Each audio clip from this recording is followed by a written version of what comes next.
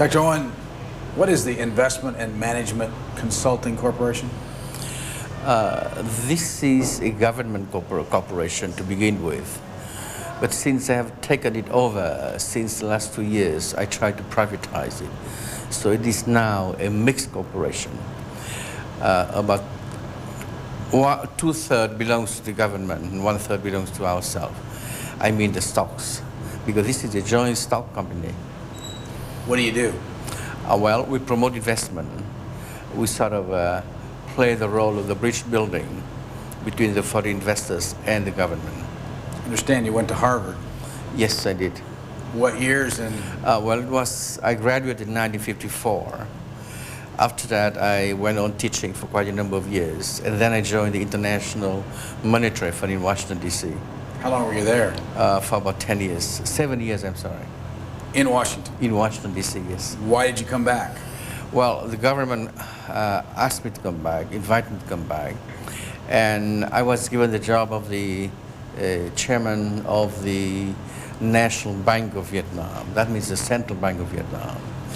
And then after about 3 months, I moved on to the position of the Deputy Prime Minister. And all that has taken me about 6 years, I think. But in the process, I was also the acting Prime Minister on 2 occasions. Where were you during the war? In the war, I was in Japan and in the United States. I left this country in 1939.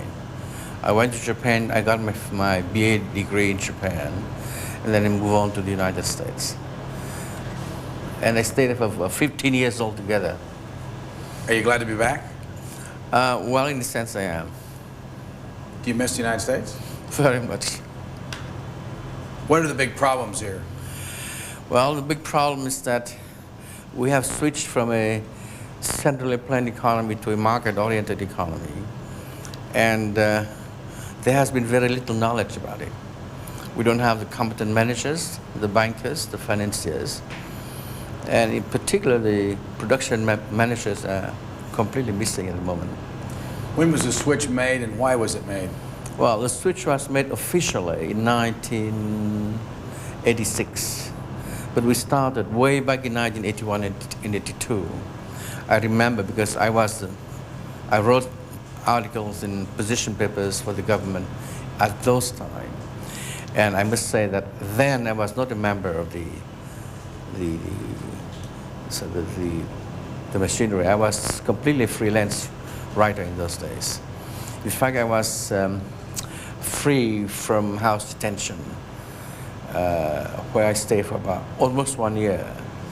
When I was free, I began to read, to write, read the communist literature, and then I write articles against the government, telling them what is wrong, what they should do. So ever since 1982, I advocated the abolishing of the planned economy and advocated the market-oriented economy. And by and by, they accept that. It was hard to push then, but by and large, I think that they know what is wrong. And I think that with the circumstances aiding, I seem to have been right all the way. You say you're under house detention or in-house? Yes. What's that mean? That means I was house arrested. Why? Well, I was a member of the previous government, and you know that North and South were fighting in those days. And why does the government now allow you to be in this prominent position? Well, because it proves that I have been right from the very beginning. In fact, I keep on saying that if I did not say those things in those days, that means about 8 years ago, we wouldn't have Vietnam today.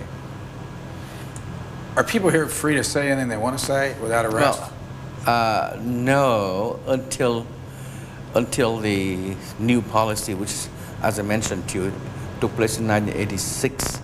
Until then, it was almost impossible to say anything. But I have the raw courage of someone who doesn't know the social structure. And I spoke out of my conscience as someone who knows something about the economy. And in fact, I did get in trouble in the first place.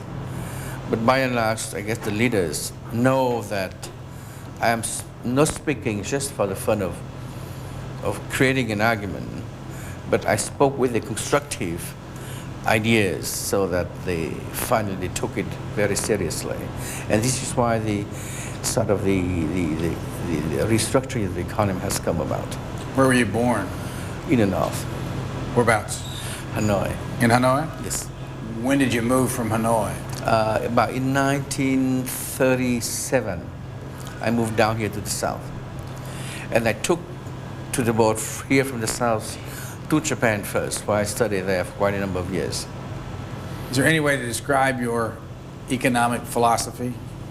Well, I mean, and for Americans, who would you follow? What economist are you most well, I in would favor of? say that at Harvard we are very liberal in a way that we always sort of try to look what is new in the field.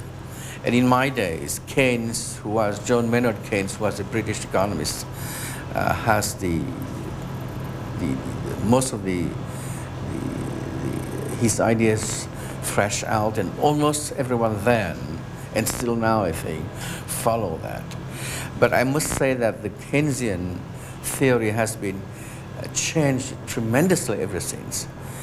But basically it's the idea of how the economy is structured, the national income accounts, the way you sort of have an impact upon the government, upon the economy rather, by the government policy. How you do all these things has come out of Keynes' thinking. And I would say that this is strictly some kind of theoretical background which would allow the government to take decisions to get out of a recession, shall I say, and to create sort of the right policy to impact the government and the economy. So by and large, I think, as I mentioned earlier, this has become quite different now, the original policy. But I think it's still very much just a thinking. This is what sometimes we call the new economics back in Harvard in those days. It's quite different now, and we have different theories now, but because Harvard never stands still, as you know, so it's quite different now. But still, I think the idea is there. In watching the world in the last 5 years and communism have a tough time surviving, why is communism still here strong? Or is it? I don't think it is here strong as mentioned, but let's mention this. The leaders of the country are rather far-seeing, and they are very pragmatic. They have tested, experimented with the centralist bureaucracy, with the centralist management or the socialistic management of the economy, and they have failed. So they are looking now for a new policy, a new formula by which you can invigorate the economy. And my presentation of the market economy just happened to be there, and they like it and they took it. So shall I say that they have experimented with the old model, and now they have adopted this market-oriented sort of structure, which I think seems to work well. I can mention a couple of examples. In 1988, we had a famine here in this country. Famine? A famine, yes. But since just 1 year after we abolished the central planning,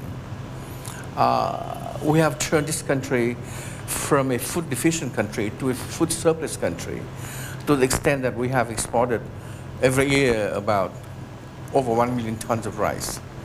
The first year which we exported was in 1989. At that time, it was 1.7 million tons of rice. This year, I think it's over 1 million. So by simply stop meddling with the farmers, allow the farmer to produce whatever they think is right to do. Let them let's say, charge the prices which the traffic can bear. Then, in other words, allowing the market mechanism to operate. Or shall I say, the invisible hand to operate.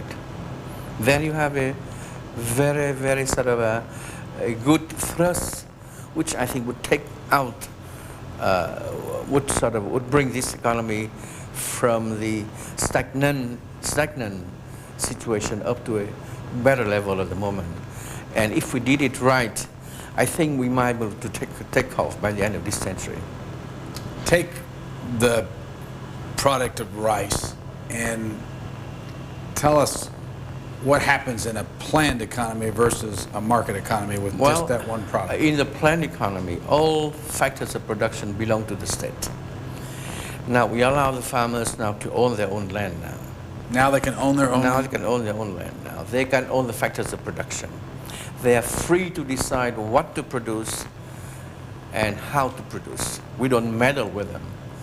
So they select the right crop, the right technology, the right fertilizers, and they go ahead and do whatever they think is right to do.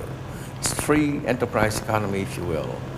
So all of a sudden, as I mentioned, from a food deficient country, we have turned ourselves into a food surplus country. In 1 year, without no change at all in the agricultural policy of the country, except allowing the market mechanism to operate. You notice when you come here today that you never see an American product sign. You see Japanese and go down the list, Germans, French, and all. How come? Well, the result of the embargo. And what impact is the embargo? And explain what what does it mean to have an embargo? Embargo means that all the United States to begin with and its ally cannot invest in this country. There has been very little trade, let's say, between the allies of the United States and Vietnam. Most of these aid are in the realm of humanitarian aid, basically. But by and by, since the roadmap has been out, Mr. Solomon's roadmap, as you remember, then there has been increased trade. But no investment has taken place here, let's say from Japan or from South Korea and some allies of the United States. But we have received so far $2.7 billion of investment from all the other countries. The country which has invested the most here is Formosa, Hong Kong, Australia, France, Italy, but not the United States, not Japan, and not South Korea, which they are waiting at the door now, but without doing much at the moment, preparing themselves to jump off, but not actually investing in Vietnam. Is the embargo working, do you think, from the American standpoint? I think it's working against the interests of the United States. Why? Well, I think that you have prepared feast here in Vietnam, but all the invitees have come, but not yourself.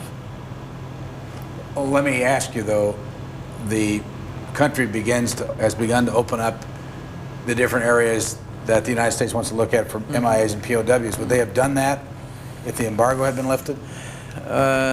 Well, I think the question has been politicized, and it's very hard to say one way or the other. When do you think it will be lifted? Well, we all hope that it would become soon, but I think it depends. As I mentioned, it has become a political question. So it depends very much upon the president himself. He would have to make the decision. Think it'll happen before the election? I doubt it. Knowing the president, I think he's very conservative about what to do, and he would not hurt himself out on the elections. I doubt it. What's a day like for you? What do you do every day? I run this firm. I meet the various delegations from the various countries. Yesterday we had about a 42-member delegation from Formosa. 2 days ago we had a 220-member delegation from Malaysia, and we had a 6 or 7-member delegation from Great Britain. And I think the former Prime Minister of Singapore, Mr. Lee Kuan Yew, is in Hanoi at the moment. So I think there's a lot of movements at the moment, and we certainly hope that the United States would come here. What happens when a 220-member delegation from Malaysia comes to a country like this. Who's in the delegation and what do they do while The they're Prime here? Minister leads the delegation with most of the members of the cabinet. But basically, the private sector of Malaysia has come here very strongly for investment, for looking for opportunities for investment and trade. What kind of opportunities do they have right now? I think are very good, because I think that we need some of the commodities which Malaysia can't provide, and we can exchange ours. But when they come here, what kind of meetings do they have? I mean, all those, they don't all meet at the same time, do they? They divide up and they meet in almost at the same time. The Prime Minister first met with the cabinet in Hanoi, but down here they have met with the People's Committee of Ho Chi Minh City. What do they want? They tried, it's a fact-finding tour, but they try also to hook up the traders between Malaysia and Vietnam, so that something concrete could come up out of the whole thing. Who's Vietnam's largest trading partner right now? Well, in fact, I think something like in Mexico, which is one of the government-operated trade export and import company. And we have about, shall I say, easily about, in this town alone, city alone, about 40 outfits like that. What are they selling? Everything they can think of. The balance of trade now is about $2 million. It's still very, very small, but this is about quadruple what we used to have in the past. Give us, if you can, some statistics on Vietnam. How many people? What's the gross national product? What's the average per capita income every year? The population is about 66 million at the moment. It would go up to about 70 million by the end of this decade. It means that the rate of growth is much more than we expect it to be. We will hope very much to keep it stand still if possible, because we know that for every dollar which we have augmented our national income, we have to feed the newborn, which doesn't leave much for investment for the country. The industry, shall I say, the structure between agriculture and manufacturing is about 8-2, which means that about 80% of the labor force is still engaged in agriculture and only about 20% in the manufacturing sector of the economy. The national income the per capita income is about $300 for Ho Chi Minh City. For other areas, yes. For other areas, it should be less than that. It should be about 180. But when you average it out, it's about $200 per capita income. How can you live on that? I think that to live on the local level, you need very little for that. The country is very abundant in terms of food and everything you need. But it needs capital, it needs know-how, it needs transfer of technology to really become an industrialized country. And this is what we want to do at the moment, to do in such a way that we invite the foreign investors to come in to industrialize the country. By the time this interview is run on the network, some major announcement may have been made, but I wanted to ask you why this country, and if in fact it is, thinking of asking Lee Kuan Yew, the former Prime Minister of Singapore, to be an advisor to the government. Is that accurate? Yes. Our Prime Minister, who went to Singapore in the month of February, I think, has made a friendly, semi-official request that Mr. Lee Kuan Yew, who has been very successful in Singapore, would come up with some recommendations for our master plan for development. Of course, this is sort of a diplomatic, on the high level, but we have worked out many sort of master plans for the economy, the strategy for economic development, but it's a matter of letting everyone know that we want very much friendly relations with everyone, if possible. Which government in this part of the world, or any part of the world, do you most admire in the way it's been run? Well, I think that in this part of the world, I think the Japanese, are very much up in my mind. But we cannot follow the Japanese model. Our model perhaps is non-existent. But if anything close to it, I think it should be the Formosan model, because it is a model of small and medium-sized industries. Now, Vietnam is still a poor country. There isn't enough capital to go around. So I think the small and the medium-sized industries fits the model of development of Vietnam. But I have very high regard for the South Korean, who have been extremely successful, and for Mr. Lee Kuan-yew, of course, Singapore, who have turned a stagnant town of Singapore into a sort of one of the best industrialized countries in this area. In order to get to what Singapore is today, or Taiwan, or South Korea, what do you have to do here? How do you make the change? Well, we have started to make the change now. That means we liberalize the economy. We go for the market-oriented economy. That means decisions should be made by the private initiative themselves. The government should intervene the least in it. Just let the people do what they think that's the right thing to do, but have a very good legal framework so that people wouldn't do sort of illegal things which should work against the government. And then we need a great deal of help from the various members of the world family of nations. We need transfer of technology. We need capital. We need friendship. That is all we need. So at this moment, the ASEAN countries want us to come back to the ASEAN, as you know. And I think that countries like Japan, South Korea, Formosa, all want to come in here because they call it the last frontier for investment. The labor is still very inexpensive. The factors of production, the raw material are very abundant. So it's up to the good businessmen to take advantage of that. With all the problems the United States has been having in the last couple of years with balanced budgets and deficits and all that, why is the dollar still as important as it is in the world? Well, if it is a good hard currency, it is. No one can change that. And we like it. What do you think of how the United States is running its business? Pardon me? What do you think of how the United States is currently running its business? Well, I don't know much about the internal economy because I have been away far too long to know anything about it.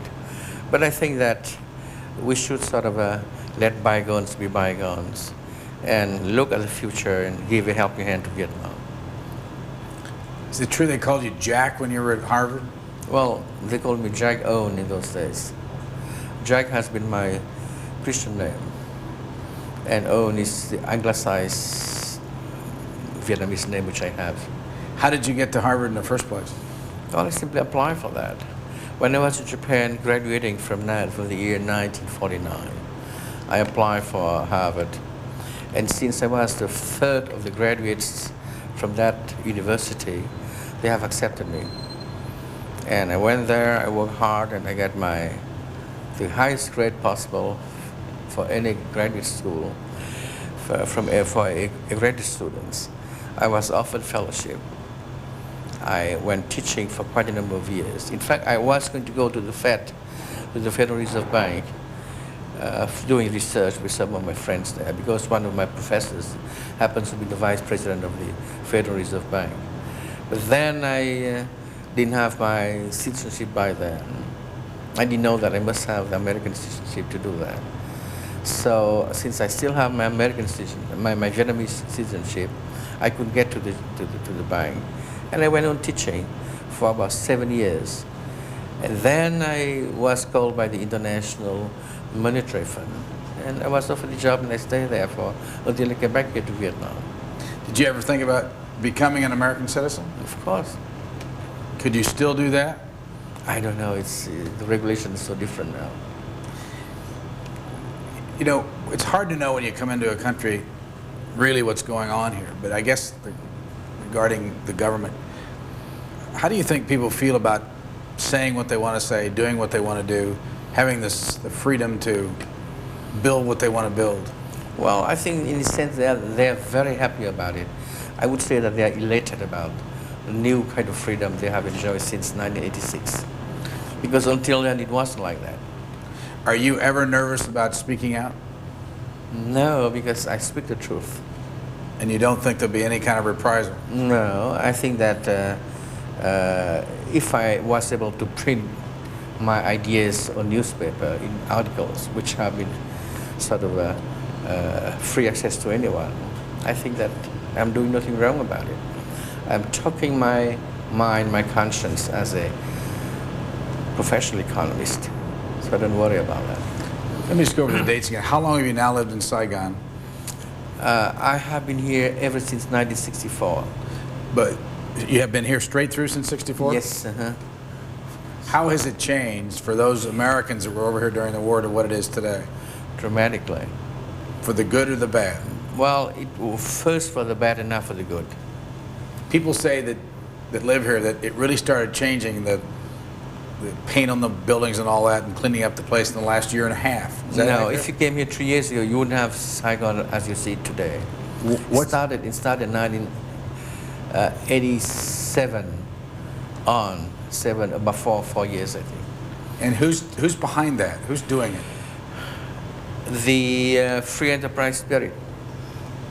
That's all there is to it. If foreign business people, especially American business, are listening to you talk about the Vietnamese economy and they want to come over here, can they come and buy a piece of land and put a... No, because we have a land law which says that all land belongs to the state. But so what you can do, you can lease it. You can lease it 25 years with options for renewal. That means 50 years or even longer. It depends on the kind of investment you make here in Vietnam. So you build a factory and you want to make widgets. That's possible. Can you own 100%? Yeah. You have 3 forms of investment here. The first one is business cooperation. It means that you keep your own identity. The Vietnamese side keep its own identity.